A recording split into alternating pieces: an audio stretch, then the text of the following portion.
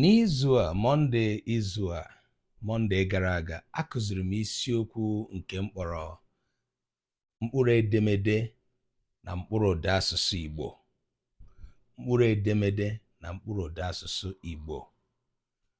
Ọ bụrụ na ị chọrọ ịhụ nkụzi ahụ n'uju, biko gaa na YouTube anyị, ị ga-ahụ nkụzi a, lee ya n'uju. Agaje m ịkụzi isiokwu a ihe dịka izu 3 na 4 na-abịa abịa. Enwere ihe kpatara m ji kụzie isiokwu a. Anyị chọpụtara na enwere mgbagwoju anya na-abịa n'ule WAEC, nke anyị ga-asị na ndị na-eweta ule WAEC nke Igbo bụ ndị na-eme mgbagwoju anya. Mgbagwoju anya mere na o nwere otu ajụjụ ndị ule WAEC na-ewepụta kwa afọ, nke ọ dịka na ụmụ akwụkwọ ndị na-ele ule Igbo na-adakarị ajụjụ a n'ihi mgbagwoju anya.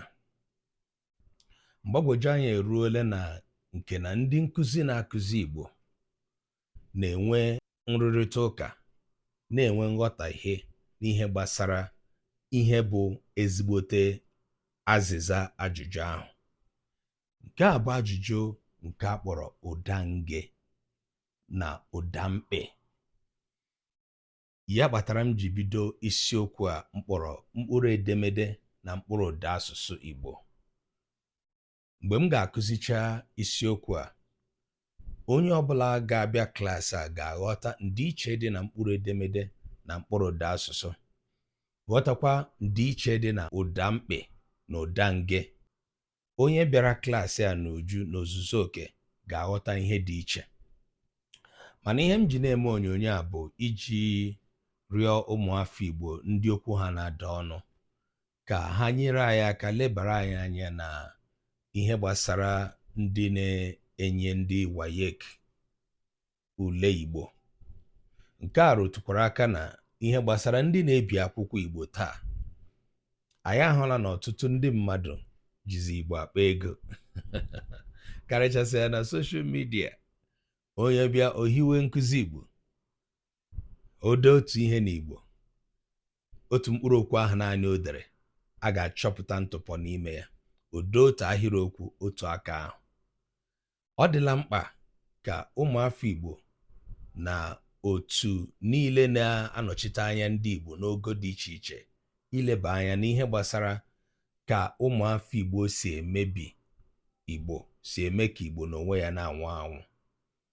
Ọ bụghị ka anyị na-achọ ịta ndị ọzọ ụta mgbe niile, ebe ihe gbasara asụsụ anyị na omenala anyị, ụfọdụ mgbe anyị nwaji aka anyị emebi ya. Anyị enwetala ozi ihe gbasara ụdị mgbagwoju anya a na-enweta site n'ule Igbo, nwetakwa nke gbasara nkụzi Igbo. Ụfọdụ ndị na-akụzi ihe dị ha mma. Otu ihe anyị makwara na ihe gbasara nchọcha Igbo bụ na dịka nchọcha niile enwere n'ụwa, a na-enwe mbawanye, a na-enwekwa nchọcha na-emegide nchọcha. Ụfọdụ ndị na-ekwu na otu a ka ọ dị kamgbe a kụziri anyị ihe. Mana ihe anyị na-achọ ịkọwa bụ na ọ bụrụ na enwele nchọcha ọhụrụ n'ihe gbasara otu isiokwu, ọ dị mkpa ka onye ọbụla na-akụzi Igbo lebakodo anya na nchọcha ọhụrụ ahụ, lekwa n'otu lee ya na nchọcha nke ochie nwere, mara ma enwere ihe dị iche, marakwanụ ihe mere eji nwee ihe dị iche, marakwanụ nke ka mma. Mana n'ime ihe niile, anyị chọpụtara na nkụzi Igbo na-ada ada n'ọtụtụ ụlọ akwụkwọ niile dị iche iche. Ọtụtụ ndị nkụzi ndị na-akụzikwana, ọ dịkwa ka ha amacha ihe a na-akụzi. Mana anyị na-arịọ ka onye ọbụla na-achọ ịkụzi Igbo, biko gbaa mbọ meekwa nchọcha ke gị, gụtakwa Igbo, mee ka o doo gị anya. Ọ ga-enyere Igbo aka. Ndewonu.